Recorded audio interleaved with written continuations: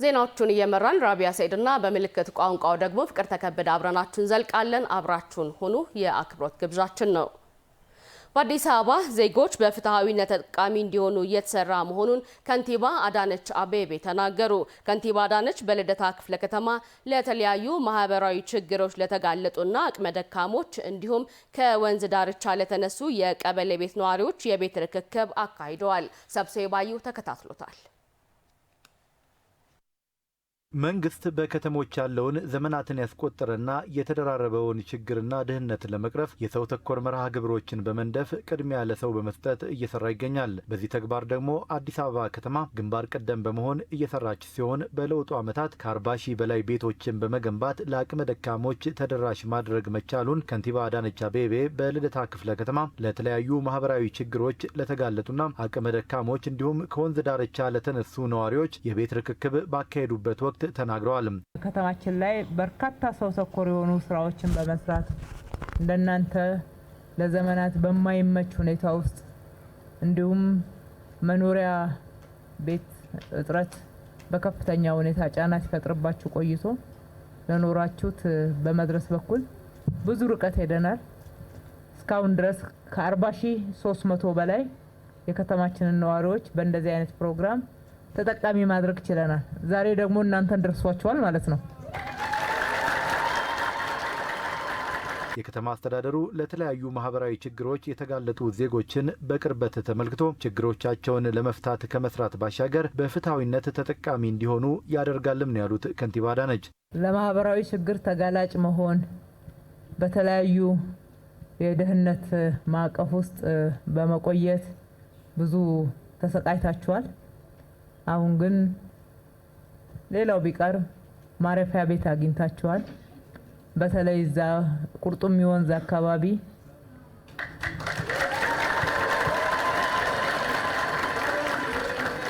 በዛ ስፍራ ላይ የምትኖሩትን ኑሮ በአይናችን ያየነው። ከዛም አካባቢው ደግሞ የወንዝ ልማቱ ሊሰራ ሲባል ቤት ያላቸው የቀበሌ ቤት ውስጥ ይኖሩ የነበሩ እንዲሁም የግል ቤት ያላቸው በመታዩት ትልቅ ስነ ስርዓት በደንብ ተስተናግደዋል። በጥገኝነት እንዲሁም ምንም አይነት መጠጊያ ሳይኖራችሁ የቆያችሁትና ረጅም ዘመን በእንደዛ አይነት የማይመች ለማሰብም በሚከብድ ሁኔታ ውስጥ የኖራችሁ የከተማችን ነዋሪዎች እናንተም የኛ ከተማ ነዋሪዎች ናቸው። እናንተንም ማሰብ ለእናንተም ከተማው ካላት ሀብት ማካፈል እናንተንም ታሳቢ ማድረግ ኃላፊነታችን ያስገድደናል። በተለይ ደግሞ የመንግስታችን ባህሪ በመሆኑ ነው። ከተማዋን ውብ አበባ በማድረጉ ሂደት የነዋሪውም ህይወት አብሮ መሻሻል አለበት ያሉት ከንቲባ በቤት አሰጣጡ ለተለያየ የአካል ጉዳት የተጋለጡ ዜጎችም በልዩነት ታሳቢ መደረጋቸውን ተናግረዋል። የምንሰራው ለሰው ነው። የሰው ህይወት ላይ ልማታችን ለውጥ ማምጣት አለበት። ከተማዋን ውብ አበባ እናደርጋታለን ስንል የእናንተ ህይወት አብሮ ካልተሻሻለ ከተማችን ውብ አበባ ልትሆን አትችልም። በእናንተ ነው የምትደምቀውና ባገኛችሁት እድል በድጋሚ እንኳን ደስ ያላችሁ። በተለየ ሁኔታ እጣ ውስጥ ደግሞ ሳናስገባቸው እዚህ ያያችኋቸው በጣም ለአካል ጉዳት ለተለያየ ማህበራዊ ችግር ጫና የደረሰባቸው የእናንተው ቤተሰብ የእናንተው ወገን ናቸውና እነሱን ለአካላቸው ምቹ የሆነ ቤት በልዩ ሁኔታ መመደብ ግዴታ ነበረ። አሰራራችን ግልጽ ነው ማለት ነው። ክፍለ ከተማው ፍትሃዊነትን ባረጋገጠ መልኩ ከሚያስተዳድራቸው ቤቶች ከ100 በላይ የሚሆኑትን በአንድ ቀን ለተለያዩ ወገኖች አስተላልፏል ያሉት ደግሞ የልደታ ክፍለ ከተማ ዋና ስራ አስፈጻሚ ወይዘሮ ልዕልት ይግደይ ናቸው። በዛሬው ዕለት ካሉን ከምናስተዳድራቸው የመንግስት የቀበሌ ቤቶች ፍትሃዊነትን ለማረጋገጥ ከ100 በላይ ለሚሆኑ አቅመ ደካሞች፣ አካል ጉዳተኞች፣ የሀገር ባለውለታዎች ለተለያዩ ውስብስብ ለሆኑ ማህበራዊ ችግሮች ለተጋለጡ ወገኖቻችንን እናስተላልፋለን። ለተለያዩ ማህበራዊ ችግሮች ከመጋለጣቸው ባሻገር የመኖሪያ ቤት እጦት ለከፋ እንግልት ዳርጓቸው እንደነበረ የሚናገሩት የቤት ተጠቃሚዎቹ እድሉን በማግኘታቸው መደሰታቸውን ገልጸዋል። ረጅም ዓመት በሸራ ቤት ውስጥ ተሰቃይቼ ነበርና አካል ጉዳተኛ ነኝ። 3 ልጆች አሉኝ። እጅግ በጣም ችግር ላይ ነበርኩ። ክረምት ዝናብ አለ። በዛ ላይ አጠገቤ ቱቦም ነበረኝ። ከልጆች ጋር ምንም አይመችኝ ነበር። አሁን እግዚአብሔር ሰምቶልኝ ለዚህ ደርሻለሁ። መንግስታችን እግዚአብሔር ይስጥል፣ እግዚአብሔር ያክብር፣ እድሜና ጤና ይስጥል። ቤት ከጠየቁኝ ወደ 15 ዓመት ይሆናል። የምኖርበት ቦታ በኪራይ ነው። ምንድነው የኢብናውን ቤት እንኳን ብትከራይ ካለ ጉዳት ጋር ማለት ካለ የጉዳት እንቅስቃሴ ጋር ተመጣጣኝ ላይሆን ይችላል ማለት ነው። በፊት በነበረው ምንድነው ለአገልግሎት ተሳቢ ይደረጋል ይባል ነበር፣ ግን አሁን ያየነው ነገር በተግባር ነው ማለት ነው እና ትልቅ ነገር ነው። ትልቅ ደስታ ነው የሚሰማው። አኗኗራችን የደከመና በማር ቤት ውስጥ ነበር ልጆቼን ይዤ የምኖረው። ምንም አይነት የገቢ ምንጭና ምንም ተከራይቼ መኖር ማልችል ዝቅተኛ የወረደ ቤት ውስጥ ነበር ስኖር የነበረው። ቤቱ ጠባብ ነው፣ ጣራው የሚያፈስ ነው፣ ቆርቆሮ በቆርቆሮ ነው እና የተበሳሳ ነበረ ቤቱ የምንኖርበት የነበረ። እኔ በጣም ደስ የሚል ነገር ነው። ክብር ከንቲባችን ወይዘሮ አዳነች አቤቤ ይህን እድል ስለሰጡንና እንደገና ደግሞ ለምቾት በሚመች ሁኔታ መርጠው ቤት ስለሰጡን በጣም ደስተኛ ነኝ። እስከ ልጆቼ ማለት ይችላል እንደ አዲስ እንደተወለድኩ ነው የምቆጥረው።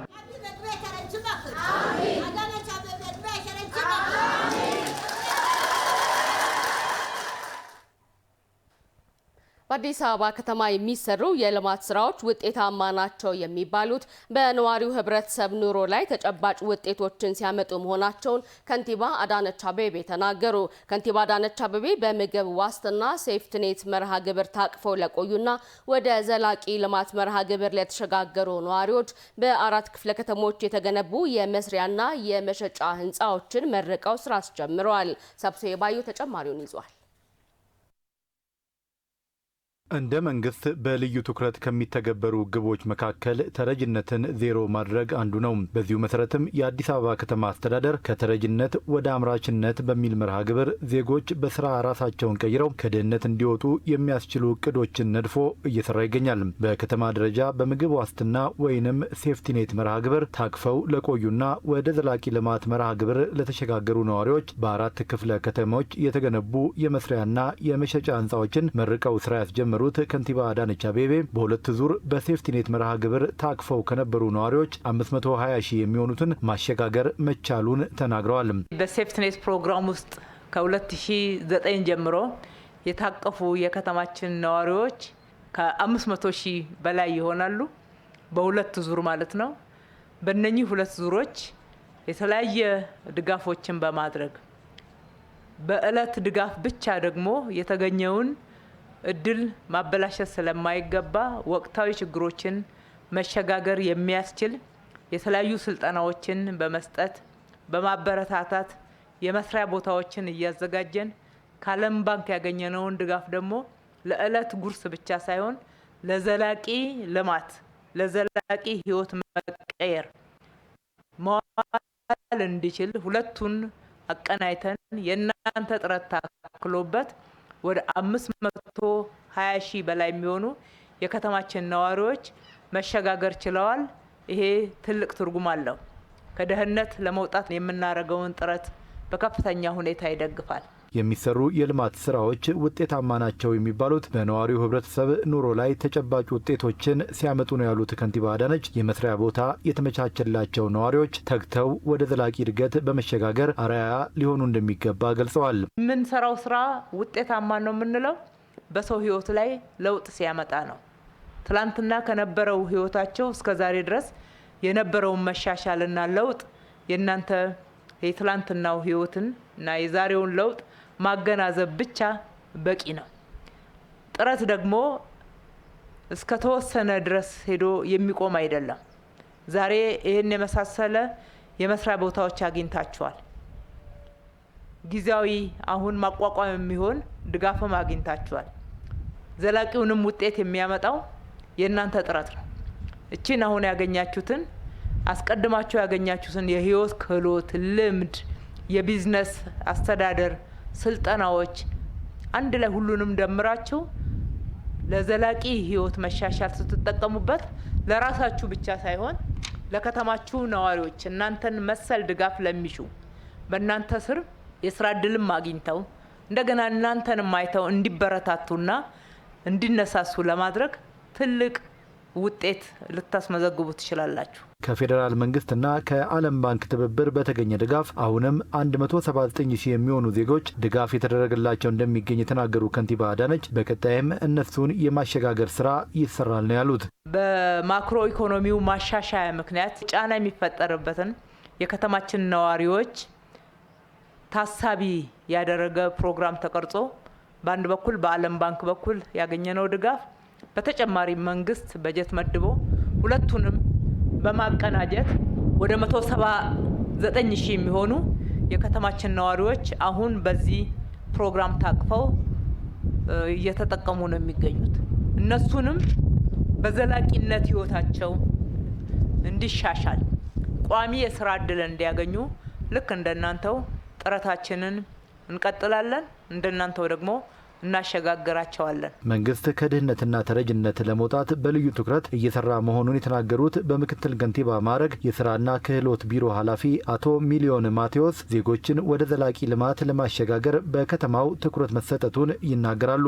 በከተማችን በዝቅተኛ የኑሮ ደረጃ የሚገኙ ነዋሪዎች ከድህነት ለማውጣትና በዘላቂነት ኑሯቸው እንዲሻሻል ለማድረግ ከዓለም ባንክና ከኢትዮጵያ መንግስት በተገኘ የገንዘብ ድጋፍ በመጀመሪያ ምዕራፍ የከተማ ልማት ሴፍቲኔት ምንም መስራት የማይችሉና ተደራራቢ አካል ጉዳት ያለባቸው 19224 በቀጥታ ድጋፍ እንዲሁም በዝቅተኛ የኑሮ ደረጃ የሚገኙ መስራት የሚችሉትን 339699 በአካባቢ ልማት ስራ በማሳተፍ በድምሩ ከ415923 የከተማችን ነዋሪዎች ተጠቃሚ ማድረግ ተችሏል። በ2017 የበጀት ዓመት በርካታ የሴፍቲኔት ተጠቃሚዎች ስልጠና ወስደው በመሸጋገር ሂደት ላይ መሆናቸውንም ነው አቶ ሚሊዮን የገለጹት። በ2017 ዓመተ ምህረት በአካባቢ ልማት ተጠቃሚ የሆኑትን 107398 በተጠቃሚ እንዲሁም 31002 በቤተሰብ ተወካይ የተለያዩ የህይወት ክህሎት ስልጠና በመረጡት የሙያ መስክ ቴክኒክና ሙያ ኮሌጆች ገብተው የቴክኒካል ስልጠናዎችን በንግድ እቅድና ገንዘብ አያያዝ ስልጠናዎች በመሰልጠን አዋጪና አቅማቸውን ያገናዘበ የንግድ እቅድ በማዘጋጀትና $600 በወቅቱ የገንዘብ ምንዛሬ ስራ ማስጀመሪያ የድጋፍ ገንዘብ በመስጠት ወደ ስራ ማስገባትና ከድህነት እንዲወጡ እውቀትና ክህሎታቸውን እንዲያሻሽሉ በአመለካከትና በስነ ልቦና ዝግጁ እንዲሆኑና የቁጠባና የስራ ባህላቸው እንዲዳብር በማድረግ ከተረጂነት ወደ አምራችነት ማሸጋገር ተችሏል። ለፕሮጀክቶቹ ስኬታማነት አስተዋጽኦ ላደረጉ አካላትም እውቅና ተሰጥቷል። ይህ በእንዲህ እንዳለን በመዲናዋ ልመናና ተረጅነትን ዜሮ የሚያደርጉ የልማት ፕሮጀክቶች የዜጎችን ኑሮ በመቀየር በርካቶችን ተጠቃሚ የሚያደርጉ ስለመሆናቸው ተገለጸ። በአዲስ አበባ በተለያዩ እድገት ተኮር የስራ እድሎች በማህበር ለተደራጁ የልማታዊ ሴፍቲኔት ተጠቃሚዎች የተገነቡ የማምረቻና የምርት መሸጫ ህንፃዎች ተመርቀዋል። ምትኩ ተሾመ ዝርዝር ይዞበታል። በአዲስ አበባ ከቅርብ ዓመታት ወዲህ የከተማዋን ደረጃ የሚጠብቁና የዜጎችን የአኗኗር ዘይቤ የሚቀይሩ የልማት ስራዎች እየተከናወኑ መሆኑ ይታወቃል። የዚሁ አንድ አካል የሆነው ከተረጂነት ወደ አምራችነት የተሸጋገሩት የቀድሞ የልማታዊ ሴፍቲኔት ተጠቃሚዎች የሚሰሩባቸው ባለ 4 ወለል ህንፃዎች በተለያዩ ክፍለ ከተሞች ተመርቀው ለተጠቃሚዎች ተላልፈዋል። የነዋሪዎችን ኑሮ ማሻሻልና ወደ አምራችነት ማሸጋገር የመንግስት ፕሮጀክት አንዱ ማሳያ መሆኑን የገለጹት የአዲስ ከተማ ክፍለ ከተማ አስተዳደር ዋና ስራ አስፈጻሚ አቶ ታረቀኝ ወርቅነህ ናቸው። ለዜጎች የስራ እድል የመፍጠር ጉዳይ ትልቅ ትኩረት የተሰጠው ሲሆን ሰሞኑን በአንድ ጀንበር 30 ሺህ ዜጎች የስራ እድል የተፈጠረላቸው ሲሆን የዛሬው ከተረጂነት ወደ አምራችነት የተሸጋገሩ የዚሁ አንድ አካል ነው። በዚህም በተሰጠው ልዩ ትኩረት በሰው ተኮር ተግባሮቻችን እጅ አጠር ለሆኑ የህብረተሰብ ክፍሎች ሰፋ ያለ ድጋፍ እየተደረገም ጭምር ይገኛል። በአዲስ አበባ ከተማ አስተዳደርና በዓለም ባንክ ድጋፍ በአዲስ ከተማ ክፍለ ከተማ ላይ ግንባታው ተጠናቆ የተመረቀው የማምረቻና መሸጫ ህንፃ በ137 ኢንተርፕራይዞች ለታቀፉ ከ400 በላይ ዜጎች የስራ ዕድል የፈጠረ ስለመሆኑ ዋና ስራ አስፈጻሚው ተናግረዋል። በክብርት ከንቲባችን የተመረቀው ፕሮጀክት በዓለም ባንክ የበጀት ድጋፍ ፕሮጀክቱ በአጭር ጊዜ ተጀምሮ በአጭር ጊዜ ውስጥ መጠናቀቁ ምንም እንኳ ይህ የአዲስ አበባችን ጠባይ የአዲስ አበባችን የቅርብ ጊዜ ባህሪ ተደርጎ የሚወሰድ ይሆናል። በርሱም ግንባታው ራሱ ፕሮጀክቱ አስተማሪ ነው ተብሎ ሊወሰድ ይችላል። ፕሮጀክቶቹ በአቃቂ ቃሊቲ ክፍለ ከተማም የተተገበሩ ሲሆን በ5 እድገት ተኮር የስራ ፈጠራ የልማት መስኮች ዜጎችን የሴፍቲኔት ተጠቃሚ ማድረግ ስለመቻላቸውም ተገልጿል። አጠቃላይ ይሄ G+4 ነው። 73 መስሪያ ቦታዎች አሉት። ማምረቻም አለው መሸጫም አለው ማለት ነው እና አጠቃላይ ተረጅነት ላይ የነበሩ ዜጎቻችን ለይተን ዛሬ ወደ ምርታማነት የገቡበት የመነሻ ሊሆናቸው የሚችል ደግሞ አሁን ባያችሁት መልክ ልዩ ድጋፍ የተደረገበት ልዩ ርብርብ የተደረገበት ነው። የቂርቆስ ክፍለ ከተማም ፕሮጀክቶቹ እውን ከሆኑባቸው ክፍለ ከተሞች አንዱ ሲሆን በበጀት ዓመቱ የመጀመሪያ 5 ወራት ብቻ ከ15000 በላይ ለሆኑ ዜጎች የስራ ዕድል መፈጠሩን ዋና ስራ አስፈጻሚው ዶክተር ምስክር ነጋሽ ተናግረዋል። በክፍለ ከተማችን በዚህ በያዝነው በጀት ዓመት በ5 የእድገት ተኮር ዘርፎች ለስራ ፈላጊ ወገኖቻችን የስራ ዕድል ለመፍጠር በተደረገው እንቅስቃሴ 13597 ያህል የስራ ዕድል ለመፍጠር አቅደን በ5 ወራት ጊዜ ውስጥ ብቻ 15083 ያህል ዜጎች የስራ ዕድል ለመፍጠር የተቻለ ሲሆን ይህንንም ተግባር በቀጣይነት አጠናክረን ለመቀጠል በዚህ አጋጣሚ ቃል እንገባለን። በየካ ክፍለ ከተማም ባለፉት 3 ዓመታት በልማታዊ ሴፍቲኔት ሲደግፉ ከቆዩት ቤተሰቦች መካከል በ73 ማህበራት የተደራጁ የእድገት ተኮር የስራ ዕድል ተጠቃሚዎች በተመረቀው የልማታዊ ሴፍቲኔት ህንፃ ላይ የስራ ዕድል ተጠቃሚ መሆናቸውን የክፍለ ከተማው ዋና ስራ አስፈጻሚ አቶ ፍጹም ኃይሌ ተናግረዋል። ላለፉት 3 ዓመታት በልማታዊ ሴፍቲኔት ሲደገፉ የነበሩ በየካ ክፍለ ከተማ ብቻ ከ3000 በላይ ቤተሰቦች መካከል በዛሬው ዕለት ተመርቆ አገልግሎት በሚጀምረው ማምረቻና መሸጫ G+4 73 ኢንተርፕራይዞችና 246 አንቀሳቃሾች ስራ የሚጀምሩ ይሆናል። እንኳን ደስ አላችሁ፣ እንኳን ደስ አለን ለማለት እወዳለሁ። የስነ ጥበብ ስራዎችን ገዢ ትርክት ለማስረጽና ለጠንካራ ሀገረ መንግስት ግንባታ መጠቀም እንደሚገባ የኢትዮጵያ ቤተ መዛግብትና ቤተ መጻሕፍት ዋና ዳይሬክተር ሰርጸ ፍሬ ስብሐት ገለጹ። በኪነ ጥበብና ስነ ጥበብ ፈጠራ ልማት ዘርፍ የተዘጋጀ የጥበባትና የፈጠራ ኢንዱስትሪ የምክክር መድረክ በመካሄድ ላይ ነው። በዚህ ጉዳይ ላይ ተጨማሪ መረጃ ሊያደርሰን ባልደረባችን ዳንኤል መላኩ በቀጥታ መስመራችን ላይ ይገኛል። ዳንኤል እንደምናመሸ። በምክክር መድረኩ በዋናነት የተነሱ ጉዳዮች ምንድናቸው? የተላለፉ መልእክቶችን ካለ መረጃዎችን አጋራል።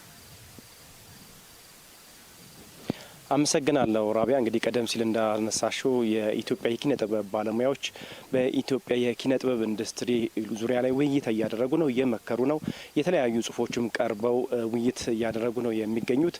እንግዲህ እንደ አጠቃላይ በተለይ ለመግቢያነት የሚሆን ወይም ደግሞ ለመወያያ መነሻ ጽሁፎች ቀርበዋል። በዚህ እንግዲህ የኢፌዴሪ ጠቅላይ ሚኒስትር የማህበራዊ ጉዳይ አማካሪ ሚኒስትር መዋዕለ ጥበባት ዲያቆን ዳንኤል ክብረት የመነሻ ጽሁፍ አቅርበዋል። በተለይ አሁን ዓለም ያለችበት ሁኔታ፣ ዓለም የተለያዩ ጦርነቶች ውስጥ ነው ያለችው። የቴክኖሎጂ ጦርነት አለ፣ እንደዚሁም ደግሞ የአካል ጦርነቱ አለ፣ የትርክት ጦርነት አለ። በተለይ የትርክት ጦርነቱን በማሸነፍ ሂደት ውስጥ ድል በማድረግ ሂደት ውስጥ የኪነ ጥበብ ባለሙያዎች ከፍተኛ አበርክቶ እንደሚኖራቸው አንስተዋል ማለት ነው። በተለይ የኪነ ጥበብ ኢንዱስትሪ ውስጥ ትልቅ አበርክቶ የሚኖራቸው እነዚህ ባለሙያዎች በኢትዮጵያ የችግር ምንጮች የሆኑት የውስጥ ጉዳዮቻችን መነሻ የሆኑት የሁለቱ የውሃ ጉዳዮች ማለትም የአባይና የቀይ ባህር ጉዳዮች ላይ የሚሰሩ ትርክቶች በጣም አስፈላጊ መሆኑንና ይህንንም የኪነ ጥበብ ባለሙያዎች በዚህ ላይ ትልቅ ድርሻ እንዳላቸው አንስተዋል። በተለይ የውሃ ድርሻ የሌላቸው አገራት የውሃ መነሻ ራሳቸውን አድርገው በሚሰሩበት ዓለም ላይ እኛ ግን የውሃ ባለቤት የውሃ መነሻ ሆነን እንኳን እዛ ላይ የሰራ ነው ትርክት በጣም አነስተኛ በመሆኑ የሚታፈርበት ነገር ወይም ደግሞ ደፍረን የማንናገራቸው ነገሮች የሆኑ ስለሆኑ እነዚህ ላይ በጣም መስራት እንደሚገባ አንስተዋል ማለት ነው። እንዲህ በተለይ የኪነ ጥበብ ባለሙያዎች ብሔራዊ ትርክቶችን ማለትም አጠቃላይ ኢትዮጵያን አንድ ሊያደርጉ ኢትዮጵያንን ከዳር ዳር ሊያጠናክሩ የሚችሉ ብሔራዊ የሆኑ ነገሮች ላይ የኪነ ጥበብ ባለሙያዎች የኢትዮጵያን ብሔራዊ ጥቅም በማስጠበቅ ሂደት ውስጥ ይህንን መስራት እንዳለባቸው አንስተዋል። እንደ ምሳሌናት የተለያዩ ያደጉ አገሮች ላይ ያሉ ኢንዱስትሪዎች፣ የፊልም ኢንዱስትሪዎች፣ የተለያዩ የኪነ ጥበብ የስነ ጥበብ ኢንዱስትሪዎች የትርክት መገንቢያዎች ናቸው። ከነሱ ልምዶች መውሰድ አለብን፣ የራሳችንን መስራት አለብን ሲሉ ገልጸዋል ማለት ነው። እንግዲህ በዚሁ መድረክ ላይ እንግዲህ የባህልና ስፖርት ሚኒስትር ዴኤታ ረዳት ፕሮፌሰር ነብዩ ባየም ተመሳሳይ ሀሳብ አንስተዋል። ስርዓትንና ወይም ደግሞ መንግስትንና ብሔራዊ ጥቅሞችን መለየትና መነጠል አለብን። ስርዓቶች ሊለዋወጡ አሉ፣ ተለዋውጠዋልም። ነገር ግን ሀገርና ብሔራዊ ጥቅሞች ቋሚ ናቸው። በዚህ ላይ የጋራ አቋሞች በመያዝ የኢትዮጵያን ብሔራዊ ጥቅሞች በማስከበር በኩል የኪነ ጥበብ ባለሙያው ድርሻውን ሊወጣ እንደሚገባ እሳቸውም አንስተዋል ማለት ነው። እንግዲህ የኢትዮጵያ ቤተ መዛግብትና ቤተ መጻሕፍት ዋና ዳይሬክተር ሰርጸ ፍሬ ስብዓትም ተመሳሳይ አንስተዋል። በተለይ ነጠላ ትርክትንና ገዢ ትርክት ላይ ሰፋ ያለ ሀሳብ የመወያያ ሀሳብ አንስተው ቀርበዋል ማለት ነው። እዚህ ላይም በተለይ ነጠላ ትርክት ሀገራችንን ጎድቷታል። ገዢ ትርክቶች ላይ ከዚህ በኋላ በጥንካሬ መስራት አለብን። በእርግጥ ነጠላ ትርክቶች ላይም የሚወሰዱ አሉ፣ ለሀገር የሚበጁ አሉ። እነሱም በመውሰድ ገዢ ትርክት ላይ በስፋት መስራት እንደሚጠበቅ አንስተዋል ማለት ነው። ሌላው እንግዲህ በውይይቱ ላይ በርካታ ከተለያዩ የኢትዮጵያ ክፍሎች የተውጣጡ የኪነ ጥበብ የስነ ጥበብ የተለያዩ የጥበብ ዘርፍ ባለሙያዎች ነው ያሉት። እነሱም እንግዲህ የተለያየ ሀሳብ አንስተዋል። በተለይ በሁለቱ ውሃዎች በኩል የሚነሱ ጉዳዮች ላይ በትኩረት እንደሚሰሩ ብዙ ጊዜ እኛ ይህንን ማንሳት ግልጽ አድርገን ማንሳት እንዳለብን እስከ መቼ ነው ታሪካዊ ጠላቶቻችን እያልን የውስጥ ጉዳዮቻችን የችግር ምንጭ የሆኑ የውስጥ ፈተናዎቻችን የችግር ምንጭ የሆኑ አገሮችን ስም ጠርተን ሁሉ መታገል መቻል አለብን። እነሱ ከዚህ በላይ እጥፎችን የኛን ሀገር የኛን እድገት ወደ ኋላ የሚጎትቱ ስራዎችን እየሰሩ እኛ በዛ ልክ አልተንቀሳቀስንም። ስለዚህ በቁጭት ከዚህ በኋላ መስራት አለብን የሚሉ ሀሳቦችን አንስተዋል። ምክንያቱም ብሔራዊ ትርክትን ገዢ ትርክትን በማስረጽ ሂደት ውስጥ የኪነ ጥበብ ባለሙያዎች ሚና ትልቅ እንደሆነ እንረዳለን፣ ኃላፊነታችንም እንወጣለን። በተለይ ልጆቻችን ላይም መስራት ይገባናል ሲሉ ሀሳባቸውን አንስተዋል። እንግዲህ በአጠቃላይ የተለያዩ ርዕሰ ጉዳዮች ላይም ነገ ውይይቱ ይቀጥላል ማለት ነው። ለአሁኑ አመሰግናለሁ። እኔም አመሰግናለሁ ዳንኤል ለመረጃ። ሸጋ ምሽት ይሁንልህ።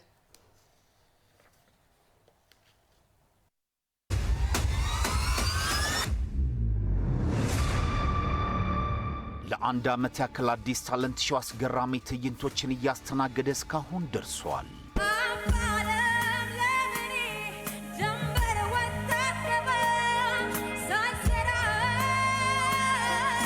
አሁን ደግሞ ለቀጣይ ዙር ተወዳዳሪዎችን በላቀ ከፍታ ለማወዳደር ዝግጅታችንን አጠናቀን ተወዳዳሪዎችን በመጠባበቅ ላይ እንገኛለን። ደንበኛ የነበሩ አፍንጫ የላትም ቁመተ ኩራዝ ናት ብለህ ንገራቸው። ይወጣለች እኮ። ስለሆነም በሙዚቃ፣ በሰርከስ፣ በትወናና በልዩ ተሰጥኦ አዲስ ታለንት ሾው ላይ መወዳደር የምትፈልጉ ባለ ተሰጥኦዎች በሙሉ ከታህሳስ 1 ጀምሮ አዲስ ሚዲያ ኔትወርክ 3ኛ ፎቅ መዝናኛ ክፍል ዘውትር ከሰኞ እስከ ቅዳሜ በስራ ሰዓት በመገኘት መመዝገብ የምትችሉ መሆኑን እንገልጻለን። ለበለጠ መረጃ በ0939578867 መደወል ይችላሉ። አዲስ ሚዲያ ኔትወርክ፣ የትውልድ ድምፅ። መልካም ዕድል።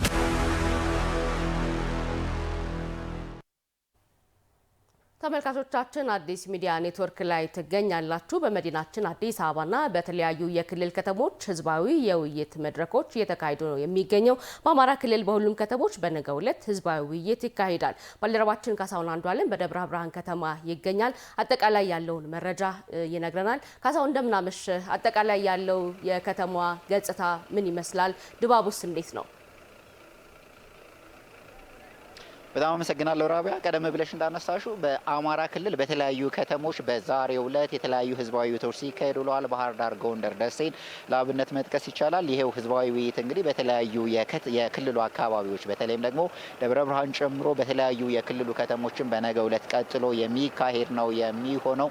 በክልሉ የሚስተዋሉ የሰላም እጦት ችግሮች እንዲሁም ደግሞ የተለያዩ የመልካም አስተዳደር ችግሮች የክልሉ ነዋሪዎች እያነሱ ነው የሚገኘው። በዚህ ህዝባዊ ውይይት ላይ እንግዲህ የፌዴራል መንግስት ከፍተኛ የስራ ኃላፊዎች እንዲሁም ደግሞ የክልልና ከተማ አስተዳደር የስራ ኃላፊዎች በተገኙበት ነው ውይይቱ የሚካሄደው። በነገው ዕለትም የሰሜን ሸዋ ዞን ነዋሪዎችን ጨምሮ የደብረ ብርሃን ከተማ ነዋሪዎች በዚህ በኢንዱስትሪ ከተማ በሆነችው ደብረ ብርሃን ከተማ ህዝባዊ ውይይት ያደርጋሉ ተብሎ ነው የሚጠበቀው። እንግዲህ ደብረ ብርሃን ከተማ የአማራ ክልል ኢንዱስትሪ ከተማ ነች። ቀደም ብሎ ደግሞ የኮሪደር ልማት በስፋት የተከናወነባቸው ከሚገኙ የአማራ ክልል ከተሞች መካከል አንዷ ነች። ይህቺ ከአዲስ አበባ 130 ኪሎ ሜትር ርቀት ላይ የምትገኘው ደብረ ብርሃን ከተማ እንግዲህ በዋናነት የአማራ ክልል የኢንዱስትሪ ከተማ ተደርጋ ትቆጠራለች። የተለያዩ አይነት ኢንዱስትሪዎች በስፋት ይገኙባታል። በዛሬው ዕለትም በነበረን ቆይታ እንግዲህ በተለያዩ አካባቢዎች የሚገኙ ኢንዱስትሪዎች የስራ እንቅስቃሴ፣ አጠቃላይ የከተማዋ እንቅስቃሴዋ ድባቧ ምን ይመስላል የሚለውን ተዘዋውረን ቅኝት ለማድረግ ሞክረን ነበረ። ከተማዋ ደማቅ የሚባል በአየር ሁኔታዋ ቀዝቃዛ የምትባለዋ ደብረ ብርሃን ከተማ አጠቃላይ ድባቧ ግን ደማቅ የሚባል ሁኔታ ላይ መሆኑን ተመልክተናል። ደብረ ብርሃን ከተማ ነዋሪዎች፣ አጠቃላይ ሰሜን ሸዋ ዞን ነዋሪዎቹ በዚህ በደብረ ብርሃን ከተማ የተለያዩ ኢኮኖሚያዊ እንቅስቃሴዎችን የሚያደርጉባት የኢኮኖሚ ማዕከል ተደርጋ የምትወሰድ ከተማ ነች። በዚህ ከተማ ላይ የተለያዩ አይነት እንቅስቃሴዎች ይከናወናሉ። በጣም ደማቅ የሚባል እንቅስቃሴ ነው ያለው። እንግዲህ እስካሁኑ እስከ ምሽቱ ድረስ ከተወሰኑ ወራት ምናልባትም ከአንድ ዓመት በፊት ጀምሮ ደብረ ብርሃን አካባቢ የሚታዩ እንቅስቃሴዎች እንዳሁኑ ያን ያክል ደማቅ የሚባሉ ኢኮኖሚያዊ እንቅስቃሴውም ያን ያክል ፈጣን የሚባል እንዳልነበረ ይታወቃል። ምክንያቱም የሰላምና ያለመረጋጋት የጸጥታ ችግሮች እንደነበሩ በዚህ በሰሜን ሸዋ ዞን አካባቢ የጸጥታ ችግሮች እንደነበሩ ይታወቃል። ይህ ሁኔታ በአሁኑ ሰዓት እየተስተካከለ የመጣ ይመስላል። በአሁኑ ሰዓትም እንግዲህ ደብረ ብርሃን እጅግ ደማቅ የሚባል እንቅስቃሴ ኢኮኖሚያዊ እንቅስቃሴ እየተከወነባት መሆኑን ተመልክተናል። ቀደም ብዬ እንዳነሳሁት ህዝባዊ ውይይቱ በነገው ዕለት በዚህ በደብረ ብርሃን ከተማ የሚካሄድ ይሆናል። አዲስ ሚዲያ ኔትወርክ እንደ ሁልጊዜው በተለያዩ አካባቢዎች ያሉ ሁነቶችን፣ ክዋኔዎችን ለተመልካቾቹ የሚያደርስ ነው የሚሆነው። በነገው ዕለትም የሰሜን ሸዋ ዞን ነዋሪዎች ምን አይነት ችግሮችን አነሱ፣ የመንግስት ተወካዮችስ ችግሮችን ለመፍታት ምን አይነት ምላሾችን አነሱ፣ ምንስ ቃል ገቡ የሚለውን ለተመልካቾቻችን የምናደርስ ይሆናል። አሁን ያለኝ መረጃ ይህንን ይመስላል። ራቢያ ካሳሁን ለመረጃ አመሰግናለሁ። ሸጋ ምሽት ይሁንልህ። ተመልካቾቻችን በዲላ ከተማም ህዝባዊ ውይይት ተካሂዷል። መንግስት በሚያከናውናቸው የልማት ስራዎች ህዝቡን እያደመጠ የሚገባውንም ቃል በተግባር እየፈጸመ ስለመሆኑም ነው የዲላ ከተማ ነዋሪዎች ያነሱት። የጉባ ብስራቶች የመደመር መንግስት ትሩፋቶች በሚል መሪ ሀሳብም ህዝባዊ ውይይት ተካሂዷል። ሄኖክ ዘነበ የላከውን ዘገባ ቤተልሔም አየኑ ታቀርበዋለች። በዲላ ከተማ በተከናወነው ህዝባዊ ውይይት ላይ የተሳተፉ የህብረተሰብ ክፍሎች መንግስት በህዝባዊ ውይይት የገባውን ቃል ለመፈጸም በቁርጠኝነት የሚሰራበትን ስራዎች አስደሳች መሆናቸውን ገልጸዋል። በሀገር ደረጃም የተሰራው ስራዎች ሁሉ ያ የምናያቸው ናቸውና ደስ የሚያሰኙ ናቸው። እንዱ አልመጡም። ያው ቆራጥ የሆነ አመራር እየተሰጠበት ነው። በርካታ ጊዜ በመልካም አስተዳደር ጉዳዮች መታችሁ እያነጋገራችሁን ነው። ጥሩ እየተግባባን ይሄርን ነው። ብልጽግናውን እያሳያችሁ ነው። ወደድንም ጠላንም ሀገራችን ትበለጽጋለች። ዲላ ከተማ ማዘጋጃ ቤት ለበርካታ ጊዜ የህብረተሰቡ ጩኸት የነበረበት ነው። ዛሬ እውነት ነው። በትክክል ከበር ጀምሮ ከመረጃ ደስክ ጀምሮ እስከ ውስጥኛ ክፍል ድረስ ትክክለኛ የሆነ ለውጥ የመጣ ነው። በእውነት ልናመሰግን ይገባል። መንግስት የሚሰራቸውን የልማት ስራዎች ለመደገፍ ከመቼውም ጊዜ በላይ ቁርጠኛ መሆናቸውን የገለጹት ነዋሪዎቹ በአንጻሩ መንግስት በቀጣይ ትኩረት ሊያደርግባቸው ይገባል ያሉትን ሀሳቦች አንስተዋል። የወጣቶች ጉዳይ ችግር ለመቅረፍ ምን ታስቧል? ያው በርካታ ስራ አጥ ወጣቶችም ጭምር ስላሉ የተጀመሩ የመንገድ ጠረጋ ስራዎች ቢጠናከር። ለተማሪ መጽሐፍ እጥረት አለ።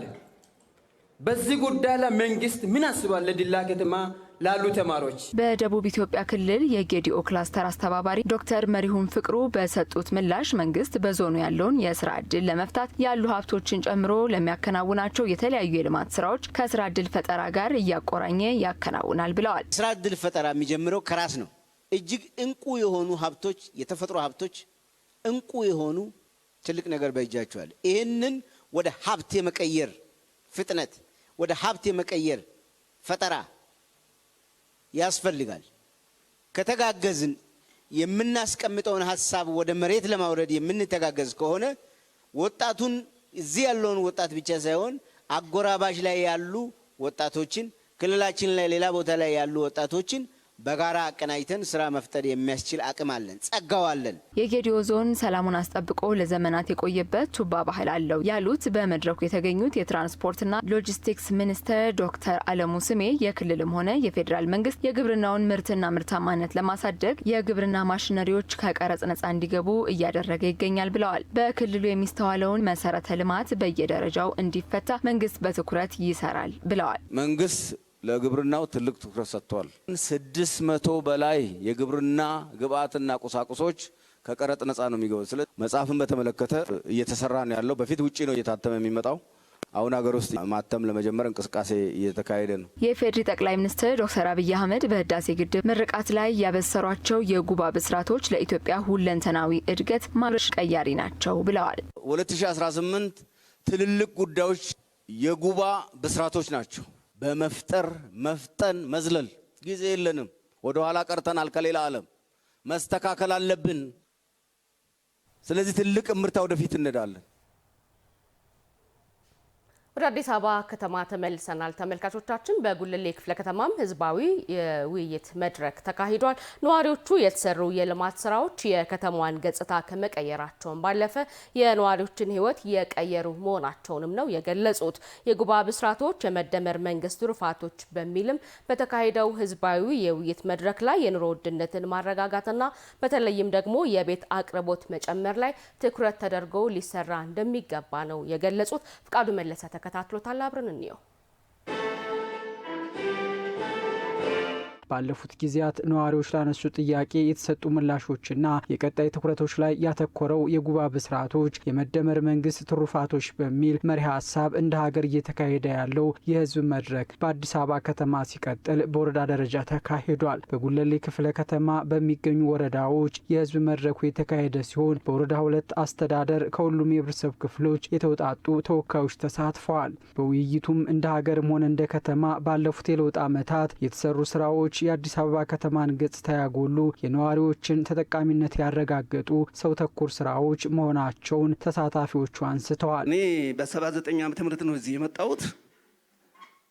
ትናንትናም እዚህ ነበርኩኝ። ዛሬ ስንመለከተው ግን እውነት አዲስ አበባ ውስጥ ነው ያለ ነው ወይ ነው ይሄ ከተማችን ነው ወይ የሚያሰኝ ነው ማለት የኮሪደር ልማት ግንባታዎች፣ የወንዝ ዳርቻዎች፣ የምገባ ስርዓቶች በጤና ዘርፍ ቢሆን በጸጥታው ዘርፍ በትምህርት ቤት በተለያዩ መልኩ እየተሰሩ ያሉ ነገሮች በጣም መልካምና በጎ ናቸው። በዚሁ ይቀጥሉ። የኑሮ ውድነት፣ የመኖሪያ ቤት አቅርቦትና ሌሎች ትኩረት ያሻሉ ያሏቸውን ጥያቄዎች አንስተዋል። የውይይት መድረኩን የመሩት የመንግስት የስራ ኃላፊዎችም ለጥያቄዎቻቸው ምላሽና ማብራሪያ ሰጥተዋል። የኑሮ ውድነት አሁንም ገና ይቀራል። ምክንያቱም ሊሰራ የሚገባው ነጋዴ ውስጥ ነው። የረዥም ጊዜ ምርታማነትን ማሳደግ በአጭር ጊዜ ውስጥ ለማስተካከል ደግሞ የገበያ ማዕከላትን የእሁድ ገበያዎችን በማስፋት ምርትና ምርታማነት እንዲሰፋ መስራት ላይ እንሰራለን ብሎ መንግስት በከተማችን ራሱ የልማት ትሩፋት ስራችን ቀላል የሚባል ውጤት ያመጣ አይደለም። የገበያ ቁጥጥሩን መንግስት ይሰራል።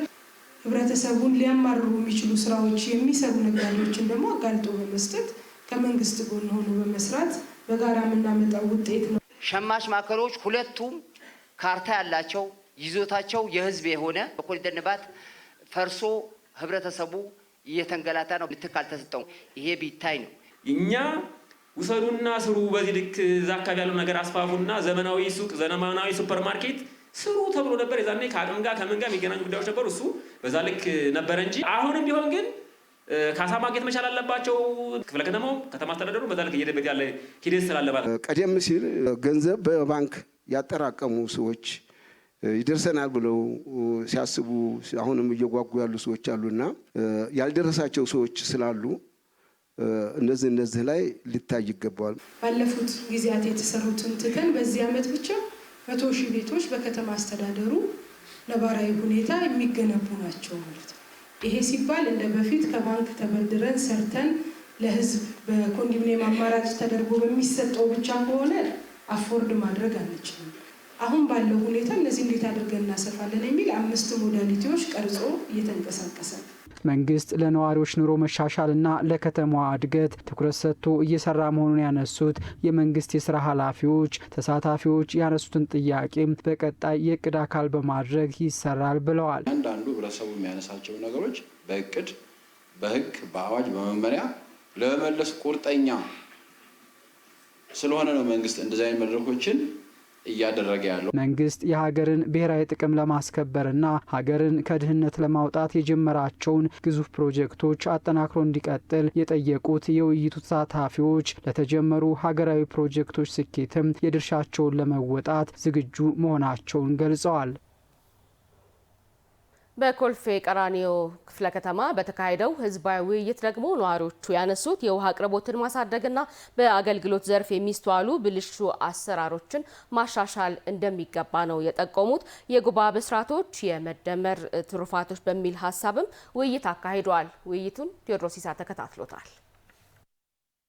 የጉባ ብስራቶች የመደመር መንግስት ትሩፋቶች በሚል መሪ ሀሳብ በአዲስ አበባ ከተማ ባለፈው ሳምንት መካሄድ የጀመረው ህዝባዊ የውይይት መድረክ በወረዳ ደረጃ ተካሂዷል። ከሁሉም የህብረተሰብ ክፍሎች የተውጣጡ ነዋሪዎች የተሳተፉበት የውይይት መድረኩ በኮልፌ ቀራኒዮ ክፍለ ከተማ ወረዳ 6 አስተዳደር ተካሂዷል። ነዋሪዎችም በከተማዋ በመንግስት የተሰሩ የልማት ስራዎች የከተማዋን ገጽታ የቀየሩ የነዋሪዎችን ተጠቃሚነት እያረጋገጡ ያሉ መሆናቸውን ተናግረዋል። የደካማ ቤቶችን በማደስ የድሃ የሆኑ ወንድሞቻችንን እህቶቻችንና አባቶቻችንን ለማገዝ ብዙ ሰፊ ስራ ተሰርተዋል። በዛም የተሻለ ውጤት ተመዝግቧል። የሚሰራውን ሰው የሚቃወሙ የተሰራውን የሚሰርቁ ብዙ ሰዎች ችግር ነበር። መንገድ የማያሳልፉ በመንገድ ሞባይል እንኳን እያናገርን ስንል ሞባይል የሚነጥቅ ወንበዴ ሽፍታ የተሰባሰበበት ነበር። አሁን ተቀርፏል። ሰላም ነው። በዚህ ምስጋና መንግስትን አመሰግናለሁ። መንግስት የጀመራቸው የለውጥ ስራዎች ተጠናክረው እንዲቀጥሉ የጠየቁት ነዋሪዎቹ በውሃ አቅርቦትና በአገልግሎት ዘርፉ የሚታዩ ብልሹ አሰራሮችን ማረም እንደሚገባ አንስተው የመንግስት የስራ ኃላፊዎች ምላሽና ማብራሪያ ሰጥተዋል። ህዳሴ ፓርክ የሚባለው ታጥሮ ዝም ብሎ ቁጭ ብለዋል። ነገ ለምን ልማት ነው የሚውለው?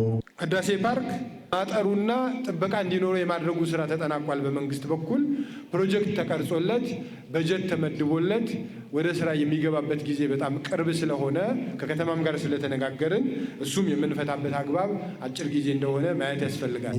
ውሃ በሳምንት አንድ ቀን በቀን ማግኘት የሚቻልበት ሁኔታ ሊፈጠር የሚል ሰፊ የውሃ ፕሮጀክቶችን ሰርቶ የህብረተሰቡን የውሃ ፍላጎት ለማዳረስ ጥረት የተደረገ ቢሆንም አሁንም የከተማችን ህዝብ ከሚፈልገው የውሃ ፍላጎት አንጻር እጥረት ያለበት ነው። ይሄንን ለመቅረፍ በቀጣይ 5 ዓመታትም የተያዙ እቅዶች አሉ። የህብረተሰቡን የውሃ አቅርቦት በከርሰ ምድር ውሃ ለማዳረስ ጥረት እየተደረገ ነው። መጤ ባህሎች፣ ማህበራዊ ሚዲያዎች፣ እነዚህ ፕላትፎርሞች ላይ መንግስት ከፍተኛ ቁጥጥር ማድረግ ይገባዋል። ከብሎክ ጀምሮ በክፍለ ከተማ ደረጃ ስራ ዕድል እየፈጠርን ለሴቶች ለወጣቶች በሱስ በተለያየ መንገድ እንዳይጠቁ ስራ ዕድል መፍጠርና በየአካባቢያችን ይህንን ምቹ ሁኔታ መፍጠር እጅግ በጣም አስፈላጊ ነው የሚሆነው። ከነዋሪዎቹ የተነሱ ጥያቄዎችና ችግሮችን በቀጣይ የዕቅድ አካል በማድረግ እንደሚሰራም ኃላፊዎቹ ገልጸዋል። እነዚህ ችግሮች አሉ። የሰራቿቸው ስራዎች በጣም ጥሩ ናቸው። ግን እነዚህ ፍቱልን ብሎ ያነሳቸውን ጥያቄዎች የቤት ስራችን አድርገን የዕቅዳችን አካል አድርገን ለመፍታት ዝግጁ ነን። እናንተም ለማገዝ ዝግጁ እንደሆናችሁ አይተናል። በዚህ እኛ ያየነው ምንድነው? ህዝብ የጠየቀውን ጥያቄ የሚመልስ ህዝብ የተቸገረበትን ችግር የሚፈታ መንግስት አለ ብሎ የሚያምን ማህበረሰብ መፈጠሩ ያሳያል ማለት ነው። ወደ ቂርቆስ ክፍለ ከተማ ስንሻገር ደግሞ በህዝባዊ ውይይቱ ላይ ነዋሪዎች በአዲስ አበባ የኑሮ ውድነትን ለመከላከልና ገበያን ለማረጋጋት አማራጭ የገበያ ስፍራዎችን ከማስፋት ባሻገር የቁጥጥር ስራዎችን ማጠናከር ቁልፍ ተግባር ሆኖ ሊተገበር እንደሚገባም ነው የጠየቁት። ራሂል አበበ ተከታትለዋለች። የሀገርን ሁለንተናዊ ብልጽግና ለማረጋገጥ መንግስት ከህዝብ ጋር በመተባበር ያከናወናቸው ስራዎች ተጨባጭ ውጤት ስለማምጣታቸው ይነገራል። ይህንኑ የመንግስትና ህዝብ ትብብርን ማጠናከር ዓላማ ያደረገ የውይይት መድረክም በቂርቆስ ክፍለ ከተማ በሁሉም ወረዳዎች ተካሂዷል። ኤሜን ውይይቱ ከተካሄደባቸው ወረዳዎች መካከል በወረዳ 11 የተገኘ ሲሆን በመድረኩ ባለፉት ዓመታት የተከናወኑ ልማት ስራዎች ቀርበው አስተያየቶች፣ ጥያቄዎችና ምላሾችም ተሰጥቶባቸዋል። መንግስት የህዝብን የልማት ጥያቄ ለመፍታት በጥቂት ዓመታት ውስጥ በርካታ ተግባራትን ማከናወኑን የገለጹት የውይይቱ ተሳታፊዎች በተለይ በጤናው ዘርፍ የተከናወኑ ተግባራት የዜጎችን ህይወት የመታደግ ስለመሆናቸውም አንስተዋል። በጤና ጣቢያ ውስጥ ምን ያክል ሰው እንደሚስተናገድ እናውቃለን። ጥራቱ ምን እንደነበር እናውቃለን። ዛሬ ላይ ግን ጤና ጣቢያዎች ሆስፒታልን በሚከተል መንገድ የተሰሩ ስራዎች ታድሰው ውጤታማ ሆነው የቀረቡበት በውስጣቸው የነበሩ የህክምና አገልግሎቶች ዘመናዊ መሆናቸውን ያየንበት ሁኔታ ትልቅ አመርቂ ነው። ዘውዲቱ ሆስፒታል ላይ ካርቶኒ ላይ ነበር ሰዎች የሚተኙት። ነገር ግን አሁን ላይ ዘመናዊ የህክምና ደረጃ ለህዝብ አክሞ ማዳን የሚለውን መንግስት የያዘውን አቅጣጫ ሳላመሰግን አላልፈም። ወረዳ 11 ቂርቆስ ጤና ጣቢያ እዚህ ጀርባችን ባለው ሆስፒታሎች የማይተናነስ ተደርጎ ተሰርቶ አገልግሎቱ ከዚሁ ከሆስፒታል ከመሄድ ከዚሁ ህብረተሰባችን እያገኘና እየተገለገለ ይገኛል። መድረኩ ስለተከናወኑ ተግባራት ብቻ ሳይሆን ስለ ቀጣይ የመንግስትና የህዝብ የቤት ስራዎችም የምንነጋገርበት ነው ያሉት የውይይቱ ተሳታፊዎች በተለይ የኑሮ ውድነትን መከላከል ላይ ትኩረት ቢደረግ ያሏቸውን ሀሳቦች አንስተዋል። በዘይት ዙሪያ ላይ አሁን በጣም ህዝቡ እየተቸገረ ስለሆነ ያቺ ነገር እንድታይልኝ እላለሁ። ኑሮ ውድነት አንጻር አሁንም በጣም ችግሮች አሉ። ነጋዴዎች ዋጋዎችን እየጨመሩ ያሉበት ሁኔታ አለ። ይህንን ማስተካከያ ቢደረግበት። የኑሮ ውድነቱም ትንሽ ከበድ ያለች መጣለች፣ እሱ ቢስተካከልልን። ከመድረኩ ለተነሱ ጥያቄዎች የቂርቆስ ክፍለ ከተማ የወረዳ 11 ዋና ስራ አስፈጻሚ አቶ አስናቀ እንግዳውም ምላሽና ማብራሪያ ሰጥተዋል። በንግዱ ስርዓት ውስጥ የሚስተዋለውን ህገወጥ የሆነ የንግድ እንቅስቃሴ ስርዓት እንዲይዝ የማድረግ ስራ ነው የሚሰራው። ይሄኛው ነፃ የሆነውን የገበያ ስርዓት በማይጋፋ መልኩ በእኛ ደረጃ ደግሞ የሰንደይ ማርኬቶቻችን ስታንዳርዳቸው እንዲጠብቁ ከዚህ አካባቢ ነባራዊ ሁኔታ ጋር ሊሄድ የሚችል የኑሮ ውድነትን ሊያቃልል የሚችል ፕሮጀክት የቀረጽ ነው አለ። እሱ ወደ ተግባር ገብተናል። በ3 ወር ውስጥ አስመርቀን ስራ እናስጀምራለን ማለት ነው። ከብዛ ትራንስፖርት ተደራሽነት ጋር ተያይዞ ክፍተቶች እንዳሉ በመድረኩ የተነሳ ሲሆን የትራንስፖርት ቢሮ ምክትል ኃላፊ አቶ ዳኛቸው ሽፈራውም ምላሽ ሰጥተውባቸዋል። በጨርቆስ 35 ቁጥር አውቶቡስ ከአማኑኤል ተነስታ ወደ ሀና የምትሄድ ነበረች። ያቺ ቆማለች። አገልግሎት ሰጪ ሰርቪስነቱ ለምን ተቋረጠ የሚል ጥያቄ አለኝ። አንዳንድ ሹፌሮች መኪናዋን ልክ ራሳቸው የገዙ ነው የሚመስላቸው። የሚያገለግሉት ወገኖቻቸው መሆኑን ብታስረዱልን። የአዲስ አበባ አውቶቡስ ድርጅት ላይ ከተማ አስተዳደሩ በአመት ከ2 ቢሊዮን ብር በላይ ይደጉማል። ስለዚህ እነዚህ አውቶቡሶች በዋነኛነት ደሃውን መካከለኛውን ህብረተሰብ እንዲያገለግሉ ከተማ አስተዳደሩ በስፋት እየሰራ ነው ያለው። ከትራንስፖርት ጋር ያነሳችሁ ጥያቄ አለ። አጋጣሚ ትራንስፖርትን የሚመራ እኔም ስለሆንኩ ከ35 አውቶቡስ ጋር ያላችሁ አጣራዋለሁ። ተነስቶ ከሆነ መልሰዋለን፣ ችግር የለውም። በንፋስ ስልክ ላፍቶ ክፍለ ከተማም በሁሉም ወረዳዎች ህዝባዊ ውይይቶች ተካሂደዋል። በሌማት ትሩፋት በቅዳሜና እሁድ ገበያዎች እንዲሁም በሌሎች ተግባራት የተጀመሩ የህዝብን ጥያቄዎች የመመለስ ስራዎች ተጠናክረው ሊቀጥሉ እንደሚገባም ነው ነዋሪዎቹ ያነሱት። የሸዋስ ዋለ ተከታትሎታል።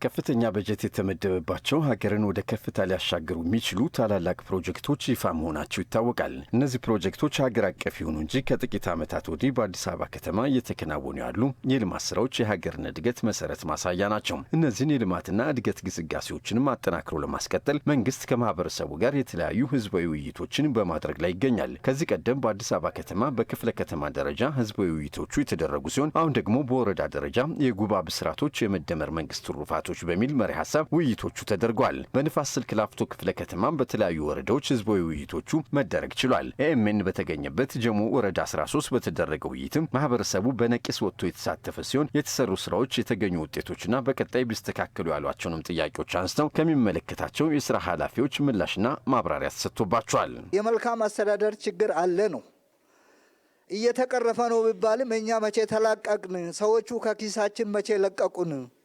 ከብልሹ አሰራር አንጻርና ከሌብነት ለመታገል የሚያስችል ሚስጥራዊ ጥቆማ ማቅረቢያ ነጻ የስልክ ጥሪ ማዕከላት ተቋቁመዋል። መረጃ የማሰባሰብ ስራም ተሰርቷል ማለት ነው። ከዚህ አንጻር በከንቲባ ጽህፈት ቤት 977 የጥቆማዎች መጥቷል ማለት ነው። በተዘጋጀው የስልክ ጥሪ ማለት ነው። ከኑሮ ውድነት ጋር በተያያዘም ከተሳታፊዎች ጥያቄ የቀረበ ሲሆን በከተማና ሀገር አቀፍ ደረጃ እየተከናወኑ የሚገኙት የሌማት ትሩፋት የምርት አቅርቦት እንዲኖር እየተሰራ ያለው ስራ እንዲሁም የቅዳሜና እሁድ ገበያዎች ገበያውን በማረጋጋት ረገድ እየተወጡት የሚገኘው ሚና ከፍተኛ ስለመሆኑ ተነስቷል። የዋጋ ንረቱ አይደለም ችግሩ፣ ለኔ ችግሩ የኑሮ ውድነቱ ነው። እንደፈለገ ሰው በሚጨምርበት ሀገር ላይ ነው ያለነውና እሱን ማስተካከል ያልተቻለበት ልዩ ምክንያት ምን እንደሆነ አልገባኝም። ከኑሮ ውድነት ጋር ተያይዞ ይሄ ተጠይቋል። ከዛስ ዝም አልን ወይስ ምን አዘጋጀን በአቅማችን የሚለውን ደግሞ በተሰንዱ ላይ ቁጭ ብሏል። ያ ማለት አልቀዋል ማለት አይደለም። የተሰራውን ብቻ ሳይሆን የቀጣይ ጊዜ ትልሞች ብሎ ምን ለመስራት ታቅዷል። ከስራ እድል ፈጠራ አንጻር ነዋሪው የራሱን የምግብ ዋስትና እንዲያረጋግጥ በጓሮ አትክልት፣ በሌማት ትሩፋት፣ በቀዳሜ ገበያዎቻችን አለፍ ብሎም ቁጥጥር ሊደረግና ህግ ሊከበር ይገባል። ትልቁ ስራ የአቅርቦት ስራ ነው። ከመንገድ ግንባታ ጋር ተያይዞም ከተሳታፊዎቹ የተነሱ ጥያቄዎች አሉ ሲሆን አሁንም አዳዲስ መንገዶች እየተገነቡ እንደሚገኙና ነባር የኮብልስቶን መንገዶችም ጥገና እንደሚደረግላቸው ተገልጿል። 2 ድልድዮች ያስፈልጉናል። በዚህ በደሙ ዙሪያ ተዳሶ ይሁን ታይቶ እንደሆነ አላቅም። አንድ ሱቄ ማርያም ወይንም አሁን ስላሴዎች ቤተክርስቲያን ባለበት አካባቢ ላይ አንድ ያስፈልገናል ድልድይ። የብዙ ጊዜ ችግር የነበረበት ስለሆነ እሱ ላይ ቢታይ የብልጽግና ማማዎች እጅግ በጣም ያስደነቁ ነገሮች ናቸውና ወደ ስራም እየተገባበት ያለ ስለሆነ እጅግ በጣም ያስደስተናል ማለት ነው። ከዚህ አያይዜ ማይዛት የሚፈልገው በእኔ አካባቢ ያለው ችግር የኮብልስቶን መንገዶች እየፈረሱ ስለሆነ እነሱ ነገሮች ቢታዩ። ዘንድሮ የጀመርነው መንገድ አለ። ይሄ ማለት ለ20-30 ዓመት ያልታሰበ መንገድ ማለት ነው። ዘንድሮ የምንጀምረው ኮብልስቶን አለ። ከዚህ በፊት የተሰራውን የምንጠግነው አለ። ሌሎችም ተመሳሳይ የልማት ስራዎችን መስራት ጀምረናል። ከናንተ ጋር ከተቀራረብን፣ ከተነጋገርን፣ ከተመካከርን ከዚህ በላይ ሰርተን ቅድም የተቀመጠውን ግብ ማሳካት እንችላለን። የህዝብን ጥያቄ የመመለስ ዓላማን ያነገበው በአዲስ አበባ ከተማ በክፍለ ከተማ ደረጃ የጀመረውና በወረዳ የቀጠለው ውይይት በቀጣይም በቀጠናና በብሎክ ደረጃም እንደሚቀጥል ለማወቅ ተችሏል። በለሚ ኩራ ክፍለ ከተማ ወደ ተካሄደው ህዝባዊ የውይይት መድረክ ስናልፍ ደግሞ መንግስት ህዝብን የሚያከብር ህዝብን የሚያዳምጥና ለህዝብ ፈጣን ምላሽ የሚሰጥ መሆኑን አረጋግጠናል ሲሉ ነው ነዋሪዎች የተናገሩት። ታምሩ ደምሴ በዝርዝር ተመልክቶታል። የጉባ ብስራቶች የመደመር መንግስት ትሩፋቶች በሚል ርዕስ ከባለፈው ሳምንት የቀጠለ ህዝባዊ ውይይት በለሚ ኩራ ክፍለ ከተማ በሚገኙ ወረዳዎች ተካሂዷል። በመድረኮቹ ለውይይት የተዘጋጀ ሰነድ የቀረበ ሲሆን በከተማው በማህበራዊ በኢኮኖሚያዊ ዘርፎች የተከናወኑ ሰው ተኮር ተግባራት ቀርበዋል። በአዲስ አበባ ከተማ ከለውጡ ወዲህ በርካታ ሰው ተኮር ልማት ስራዎች መከናወናቸውን ያነሱት የጉለሌ እጽዋት ማዕከል ዋና ዳይሬክተር ኢንጂነር ጉተማ ሞረዳ ለስኬቱም አስተዳደሩ ከነዋሪዎች ጋር በቅንጅት በመስራቱ የተመዘገበ ድል መሆኑን ገልጸዋል። እነዚህ ውጤቶች ደግሞ ህብረተሰቡን በማሳተፍ የመጡ ውጤቶች ናቸው። በተለያየ ጊዜ ከህብረተሰቡ ጋር የሚሰሩ ስራዎችን የጋራ በማድረግ ከህብረተሰቡ ግብዓቶች በመውሰድ የመጡ ውጤቶች መሆኑን ይገነዘባል።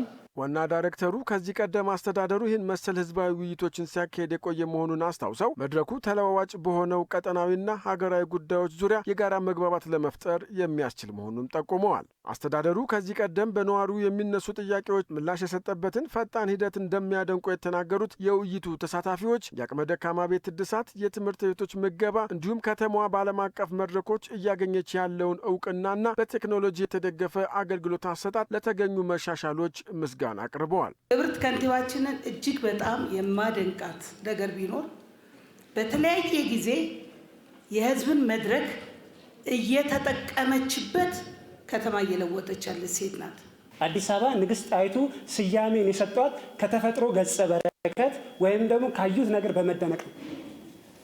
ከተማ አስተዳደሩ ግን ያሳይ ነገር ቢኖር አንድ ትልቅ ትሩፋት እሳቤን ታሪክን ከትውልድ ጋር በማስተሳሰር ለነገ ታሪክ ስልጣኔ በመስራት መቀየርን አሳይቶኛል። ጠቅላይ ሚኒስትራችን ክብርት ከንቲባችን ለማወራዎች ለአባወራዎች እየተሰሩ የሚሰጡ ቤቶች እጅግ በጣም ከምንም በላይ ውስጤ አንዱ አስደሳች ናቸው ማለት ይቻላል። ነዋሪዎቹ ትኩረት ሊሰጣቸው ይገባል ያሏቸውን ሀሳቦች ያነሱ ሲሆን በተለይም ኮሪደር ያልደረሰባቸው አካባቢዎችን ማድረስ፣ እንደ ወረዳ የመንገድ ዳር መብራትና የውሃ መቆራረጥ እንዲሁም የወጣቶች ማዘውተሪያ ስፍራ ማስፋት የቀጣይ ቤት ስራ ሊሆን እንደሚገባ አንስተዋል። ከሀያት እስከ አራብሳ የኮሪደር ልማት ስራ እኛም እንፈልጋለን። ከተማ ላይ የደመቀው የምናየው ልማቶች ወደኛ ይሄ የተሰራውን ልማት ወደኛም ይምጣ የሚል የህዝብ ጥያቄ በጣም አዳጊ ጥያቄ ነው። ሊበረታታ የሚገባ ጥያቄ ነው። ይህን ጥያቄ መንግስት ተቀብሎ በቀጣይ በደረጃ ነው የሚያስኬደው ማለት ነው። ብልጽግናችን የኛ መንግስት ወዲያው ሰርቶ ወደ ስራ ነው የሚያሳየው። ግን የኛ ወረዳ 4 ወጣት ማዕከል እስካሁን ስራ አልጀመረም። በተለያዩ ብሎኮች ላይ የጀመርናቸው ወጣቱን አዛውንቱን ያማከሉ መዝናኛ ቦታዎችን ጀምረናል። በህዝብና በመንግስት አቅም እነዚህ ተጠናቀው ለህዝብ ይፋ ሲደረጉ በጣም የሚያስመሰግኑ በ3 ወር ውስጥ የሚጠናቀቁ የጀመርናቸው ስራዎች አሉ። የወረዳ አስተዳደር ጽሕፈት ቤታችን ለአገልግሎት አሰጣጥ ምቹ አይደለም። የአገልግሎት አሰጣጡን ምቹ ከማድረግ ጋር ተያይዞ ኪራይ ባይሆን እዛም ባንሆን በአንድ ማዕከል ቢሆን ያሉ ችግሮች ካሉ እስካሁን የተነሳ ችግር የለም። ግን ደግሞ ችግሮች ቢኖሩ እንኳን መቅረፍ እንዲችል የአገልግሎት አሰጣጥ መስጫ ተቋማችን ሊስተካከል የሚለው በወረዳ ደረጃ የመስሪያ ቦታ ከተማ መስተዳደሩ አዘጋጅቶ አጥሮልናል። በቀጣይ ስራዎች የሚጀምሩ ይሆናል። በሁለተኛ ደረጃ የውሃ ፕሮብሌም ችግሮች ቢኖሩ 1 ሳምንት ጋር ቢሆን 1 ሳምንት ይስተካከላልና እዛም ላይ ለህዝቡ ተጠቃሚነቱ እየጎላ ቢሄድ ጥሩ ነው። ከውሃ ጋር የተገናኘ ሪፖርቱ ላይ እንደቀረበ ከዚህ በፊት ወደ 500 ሺህ ሜትር ኩብ ነበር የሚቀርበው። አሁን 850 ሺህ ሜትር ኩብ ሆኗል በቀን ማለት። ግን የከተማ እድገቱ በየጊዜው የሚታወጡ ለዚህ ትልቅ ፕሮጀክት ያስፈልጋል። አሁን ሱሉልታ አካባቢ የሚሰራ ሲቪሉ 500 ሺህ በቀን የሚያመርት ሜትር ኩብ የሚያመርት ፕሮጀክት ወደ ስራ እየተገባ ነው ያለና እነዚህ ፕሮጀክቶች አጠናክረን ከሰራ የሺፍት የፈረቃው ጉዳይ እየቀነሰ ሄዳል ማለት ነው። መድረኩ ህዝብ ያነሳቸው ጥያቄዎችን ደረጃ በደረጃ ለመፍታት የሚያስችል የጋራ መግባባት የተፈጠረበት መሆኑም ተመላክቷል። ከህዝባዊ ውይይት ዘገባዎቻችን ወጣ ስንል ደግሞ ከዲዛይን ጋር ተያይዞ ከአራራት ኮተቤ ካራ መንገድ ላይ ይደርስ የነበረውን የትራፊክ አደጋን ለመከላከል የሚያስችል የመፍትሄ እርምጃ እየተወሰደ መሆኑ ተገለጸ። ይህ የሆነው ባለፈው ሳምንት የተካሄደውን ህዝባዊ ውይይት ተከትሎ መሆኑ ተገልጿል። ቴዎድሮስ ይሳ ተጨማሪውን ይዟል። ለዓመታት የመልካም አስተዳደርና የልማት ጥያቄ ሲነሳበት የነበረ መንገድ ነው የአራራት ኮተቤ ካራ መንገድ። ግንባታው ተጠናቆ ከዓመታት በፊት ወደ አገልግሎት ቢገባም በመንገዱ ዲዛይን ምክንያት ግን ለአካባቢው ነዋሪዎችና አሽከርካሪዎች የስጋት ምንጭ ሆኗል። ኤኤምኤን በስፍራው በተገኘበት ነዋሪዎቹ ይህንን ብለዋል። መሰራቱ ልማቱ ጥሩ ነው። የዛኔ ከዛ ከጭቃው በጣም የተሻለ ነው። ጥሩ ተሰርቷል። ይህ መንገድ በጣም አስቸጋሪ ነው። እውነት ለመናገር ሰው ለመሻገር በጣም ተሳቆ ነው። ይሄኛውን መኪና ስታይ ሌላው ደርቦ በዚህ ሁለተኛ ይመጣል። ይሄን አለፍኩ ስትል ቀጣይ በዛ በኩል ያለው ይመጣባል። ረጅም ጊዜ አደጋ ሲደርስ አይቻሉ ባይን በዚህ ቦታ ይሄኛው ደሴት የምትለው በጣም ሰፊ ነው። በዚህኛው ላይን ደግሞ ጠባብ ከላይ እንደዛ እየተነዳ መጥቶ እዚህ ጋር ይጠባል። ማታ ላይ እንሻገረው በዚህ ነው እና መሾም እዚሁ አካባቢ ነው። ብዙ ልጆች አደጋ ደርሶባቸዋል። በዚህ መንገድ አደጋ እየተፈጠረ ነው። ይሄ መንገድ በጣም ለአደጋ እያጋለጠን ነው። በቀኝ ያለፍኩ ስትል መኪናው ደግሞ ተመልሶ ይመጣና በግራ ሲያልፍ አንተን ያገኝሃል። በግራ ማለፍኩ ስትል ደግሞ በቀኝ በኩል ይታጠፍና መጥቶ አንተን ያገኝሃል። ከሳምንት በፊት ደግሞ ህዝብና የመንግስት ከፍተኛ አመራሮች ፊት ለፊት ያገናኘው መድረክ በየካ ክፍለ ከተማ ተካሂዷል። በዚህ መድረክ ላይም ነዋሪው ስለዚህ መንገድ አጽንኦት ቢሰጠው በሚል አቅርቧል። የኮተቤ መንገድ የሚባለው ማለት ነው በጣም ለአደጋ የተጋለጠ የዲዛይን ማለት በሀገራችን እሳቤ ነው። ባደጉት ሀገሮች እሳቤ በጣም ጥሩ ሊሆን ይችላል። በሀገራችን እሳቤ ግን በጣም የኮተቤ መንገድ ህዝቡን ያስመረረ የብዙ ዜጎችን ህይወት ያስጨነቀ ነውና አደጋው ብዙ ስለሆነ ብታዩል። የጉዳዩ እንዴትነት ኤኤምኤን የአዲስ አበባ መንገዶች ባለስልጣን ጠይቆበታል። ከመንገድ ዲዛይኑ ባለፈ የመንገድ አጠቃቀም ክፍተት ለአደጋ መከሰት ምክንያት ነው የሚለው የአዲስ አበባ መንገዶች ባለስልጣን ችግሩ እየተባባሰ ያለው ለፈጣን አውቶቡስ መተላለፊያ ተብሎ የተሰራው መስመር ለታለመለት ዓላማ ባለመዋሉ ነው ይላል። ዋነኛው ጉዳይ አንደኛ የቢአርቲ ወይም ደግሞ የፈጣን አውቶቡስ መተላለፊያ መስመር ተብሎ የተገነባው መስመር ለታለመለት ዓላማ ጥቅም ላይ ባለመዋሉ ምክንያትና ሌሎች ተሽከርካሪዎች እንዲተላለፉበት የተፈቀደ በመሆኑ በዚህ የተነሳ የትራፊክ አደጋዎች በስፋት እንዲከሰቱ አንድ ምክንያት ሆኗል። ሌላው አሽከርካሪዎች የፍጥነት ወሰንን ጠብቆ ያለማሽከርከር ሁኔታዎች ችግሩን አባብሰውታል። ከነዋሪዎች ጋር ከደረገው ውይይት በኋላ የከተማ አስተዳደሩ ፈጣን ምላሽ በመስጠት የመንገዱ ግንባታ ተጀምሯል። አጠቃላይ ያለውን አደጋ ሁኔታዎችን ከግምት ውስጥ በማስገባት እንደዚሁም ደግሞ በከተማችን ውስጥ በተለያዩ ቦታዎች ላይ እየተገነቡ ያሉ በኮሪደር ልማት እየተሰሩ ያሉ አካባቢዎች መሀል ላይ ያሉትን አካፋዮችን ሌሎችን በማንሳት በቀለም ስማርት የሆነ የመንገድ አገልግሎት እንዲኖር ከማድረግ አንጻር ሌሎቹንም የመንገድ መብራቶች ላይ ያሉትን ስማርት አገልግሎቶችን ከግምት ውስጥ በማስገባት እየተሰራ ያለበት ሁኔታ አለ። ይህን ታሳቢ በማድረግ አሁን ላይ የቢአርቲ አካፋዮች የነበሩና የባስ ስቴሽን ይሆናሉ ተብሎ የተሰሩትን ቦታዎች ጭምር የማንሳትና የማስተካከል በኮሪደር ልማት ስራዎች ቦታዎች ላይ እንዳደረግነው አይነት ፍላት የማድረግ ስራዎች ጀምረናል። ይህንን በቅርብ ጊዜ የምናጠናቀቀው ይሆናል። እየተሰሩ ያሉ ስራዎች በጥናት ከተለዩ አደጋውን እያመጡ ያሉ ተብሎ ከተጠቀሱ አንዱ ነው። ሌላው ከትራፊክ ማኔጅመንት አንጻር እኛ ተከታትለን የምንሰራው ስራ ይኖራል። ይሄ ደግሞ ዋነኛው ነው ማለት ይቻላል። በዚህ በኮቶቤ መንገድ ላይ መሀል ሚዲያን ላይ ያለው አካፋይ ላይ ያለው ጉብታ የአደጋ መንስኤ ነበረ። እሱ መነሳቱ አሁን ለፍሰትም የተሻለ ፍሰት እንዲኖር ያደርጋል። እግረኛውም እንዳይጎዳ ወይ ደግሞ ለግጭት እንዳይደረግ የራሱ አስተዋጽኦ ይኖረዋል። በቀጣይነትም የትራፊክ ፍሰቱ ጤናማና የተቀላጠፈ እንዲሆን በተጨማሪ በጥናት ላይ የተመሰረተ ስራ እንደሚሰራም የትራፊክ ማኔጅመንት ባለስልጣን ገልጿል። ተጨማሪ የተጠና አለ። ለምሳሌ ትምህርት ቤቶች አካባቢ፣ ትልልቅ እግረኛ የሚበዛበት አካባቢ፣ ንግድ ኮሜርሻል አካባቢ የሆኑትን 30 ኪሎ ሜትር በሰዓት የማድረግ እና የተቀረውን የመንገዱን ፓርት 40 ኪሎ ሜትር በሰዓት እንዲሆን በዛ የማሻሻልና ምልክቶችንም ጭምር የማሻሻል እንዲሁም ደግሞ አደጋዎች እየተከሰቱ ያሉበት ቦታዎች ላይ ተጨማሪ የፍጥነት መቆጣጠሪያ ጉብታዎችን የመትከል ስራን እንሰራለን ማለት ነው። የአራራ ኮተቤ ካራ መንገድ የ6 ኪሎ ሜትር ዝማኔ ያለው ነው።